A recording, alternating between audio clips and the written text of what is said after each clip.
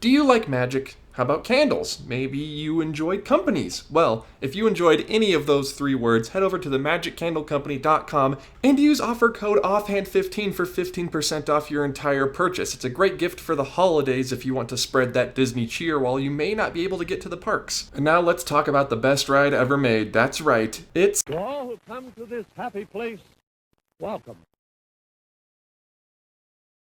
What? What? That one? Why? I'll tell you why, that's what the point of the video is. Epcot is my favorite park at Walt Disney World. I honestly think it's the most unique park in America, probably aside from Disney Sea in the world, because it's just so great and so weird sometimes. There's rides there that you wouldn't ever dream of finding at a Disney park. Like whatever, sure, let's have a guided tour through an Imagination Institute led by a purple dragon. That's something you're not gonna see anywhere else. You know what else is hard to find at Disney? Farms. I mean, they have ranches, granted, but not farms where they grow food. Except for at Epcot, because they have that, because of course they do. I figured why not help this ride plead its case, because it doesn't very often have wait times over 15 minutes, but dang it if it's not the best ride Disney has ever put in any of their theme parks. Or at least one of them. Why? Why am I so obsessed with this super strange, very niche, even hidden away ride at the Land Pavilion at Epcot? Well, question me no longer, because I am about to dive headfirst into this whole land situation. From buffaloes all the way to rotating restaurants and visions of the future, this is why I think Living with the Land is, yes, this is a serious video, I'm being serious, the best ride ever. Just ever. This is not a joke. See, this whole mess started with the Agriculture Pavilion at Epcot, which eventually turned into the Land Farming and Agriculture Pavilion, and then just, you know, the land. Living with the Land, aka the best ride ever, started out as sort of a Peter Pan-ish ride where you were suspended from the ceiling while moving through different biomes, seeing how plants were grown, raised, and harvested. This eventually, of course, turned into a boat ride that we all know and love, or I know and love, Listen to the Land. I mean, that's kind of before my time, and I've never actually been on it, but that was its original name. But who cares about listening? I don't want to listen, I want to talk to the land, and that's why it's called Living with the Land now, because it's more interactive. It involves two of us, instead of just one of us talking, like this video. Alright, there's your brief history segment, and by brief I mean very short. And now here's a little fun fact for you guys. Living with the Land is narrated by Mike Brassel, the same voice you will find on the Tomorrowland Transit Authority People Mover in Tomorrowland at the Magic Kingdom. Did you also know that the Tomorrowland Transit Authority People Mover in the Magic Kingdom is the only surviving People Mover to this day?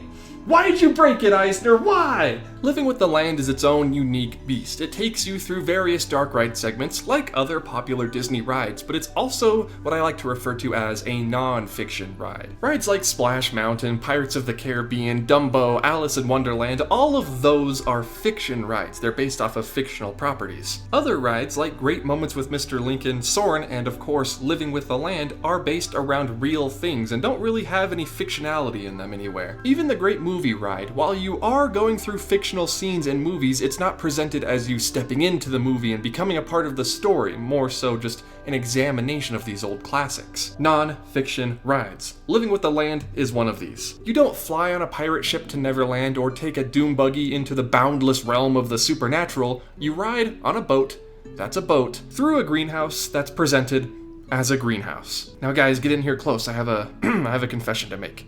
I think non-fiction rides are fun. Yep, there you go. I said it, and I don't regret it either. But guys, come on, that's not to say it doesn't have impressive dark ride scenes like the rainforest, even though last time I rode through it, all of the lights were off and it was almost pitch black to my right-hand side and I was very scared because I know there's a crocodile animatronic over there, and just knowing that it's over there without me being able to see it going up or down or doing any movements is very unnerving to me. Forget that though, rainforest scene is cool, and there are recycled animatronics from the Jungle Cruise there. Believe that or not, there's another fun fact, not presented as a fun fact. It's the monkeys. The monkeys are the recycled ones. But what is a Disney ride? I mean, that's a question in of itself, but what's a Disney ride without a reference to never-built Disney rides? Now, I've talked about the Buffalo before on my channel, but not everyone here watches every single one of my videos, and that's okay. At Disneyland, Pirates of the Caribbean opened in 1967. Haunted Mansion, on the other hand, opened in 1969, 2 years later. When the Magic Kingdom opened in 1971, there was only one of these two attractions there, and it was the Haunted Mansion. The story is that Disney thought people from Florida knew more about pirates. They were more familiar with them because they grew up, or lived even, in Florida, which is around the Gulf of Mexico and the Caribbean. And so putting a ride about pirates in the Caribbean was sort of like, like building a theme park based on California in California. It didn't make any sense. And so Imagineers you may be familiar with, like Mark Davis and Claude Coates, who have worked on a couple other Disney rides you may or may not have heard of, came up with the Western River Expedition. You know how Pirates is in sort of its own mini land next to Frontierland at Disney World? It's because it was originally supposed to be the Western River Expedition, which would be sort of like a Western version of Pirates, where instead of floating along in the bayou and then entering some spooky haunted pirate caves, then moving on to a ransacked village, instead you'd be floating down the rivers of America, not those ones, visiting different ghost towns and mining towns along the way. You would even pass by a herd of buffalo in the Great American Prairie. Wait, stop that, hold that thought. Now look at this picture of Living with the Land. You see those? Yeah. Those are buffalo animatronics that were originally planned to be used in the Western River Expedition. Even the whole scene itself is sort of modeled after the ride. But that's enough talking about the dark rides. Let's move on to the greenhouse, the non-fiction portion of this non-fiction ride. Do you guys know what a breadfruit is? Did you even know that a breadfruit existed before you went on this ride? Because I sure didn't. That and many other sentences like that will be communicated between you and your friends as you go on Living with the Land. All parts of the water lily are edible? Are you sure about that, Disney? Because I'm about to go down to the lake and find out. Did you know pumpkins could be grown in the shape of Mickey Mouse? It's not just for decoration on Main Street, USA. They're real things that you can eat. Did you know that Disney can rotate test tubes full of water and algae to aerate them? This is the best ride ever. And you're telling me that this last year in December it had a holiday overlay? Living with the Land holiday? That's way better than Haunted Mansion Holiday. You guys know about Sandman? You know, the classic Sandman? Well, what about these Sandmen? Yeah, that's a Land Pavilion exclusive. And who could possibly forget? Who could forget the soundtrack at the end? Is the finale scene terrible? Yes, okay, it's extremely boring. Okay, that's one problem with this otherwise flawless attraction. Could they improve it? Yes, and they should. But listen to the land. Do you hear that jam?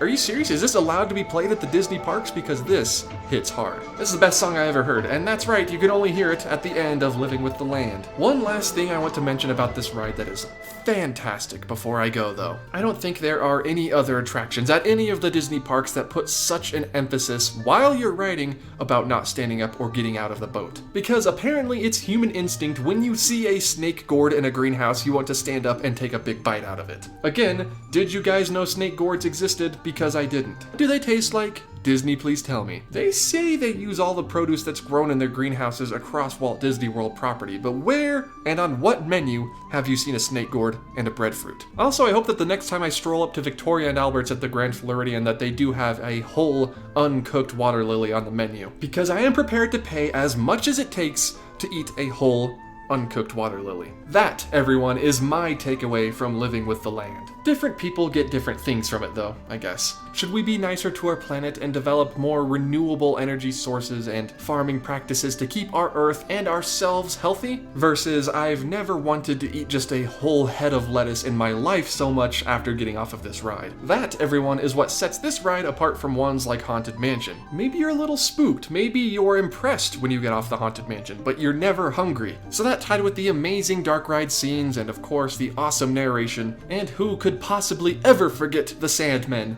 makes Living with the Land the best ride ever. No, this is not a joke. I'm serious. Do you like magic? Well, maybe you... Wait, hold on, I already said that. These guys offer more than just candles. Maybe if you're a hand soap person, or just a little bit of a surprise me kind of person, they have something for you. What's especially exciting to me is the new Christmas scents, like Haunted Holiday, of course, and Floridian Christmas, which smells like, you guessed it, the Grand Floridian at Christmas time. Visit the link in the description down below, and like I said at the beginning, use offer code OFFHAND15 for 15% off your entire order. And now for the end card, right now. Hello everybody, thank you for watching my video where I just sort of try to defend to my heart's content Living with the Land, the best ride that Disney has ever made. You know, except for the other one. If you're interested in getting early access to episode audio like my Patreon patrons did, head over to the link to my Patreon in the description down below. You'll also get your name in the credits in the last video of every month, so, you know, you can be green or purple, blue, gold if you wanted to. Some people are gray, those are the tier list patrons. If that sounds interesting to you, please head over there and give even just $1. You get access to all the perks. What do you guys think? Do you think Living with the Land is the best ride at Epcot? Do you think it's the worst ride at Epcot? Because I know a lot of people who hate that ride because it's so slow, but that's particularly why I like it. I've never been on the Behind the Seeds tour though. I need to do that next time it's, you know, available. But that about wraps it up, and look at that, we've reached just under 10 minutes with this video. So thank you guys all so much for watching, and I will see you all in the next one. Maybe something similar to this, because I had a fun time making this one, if you can't tell. Goodbye.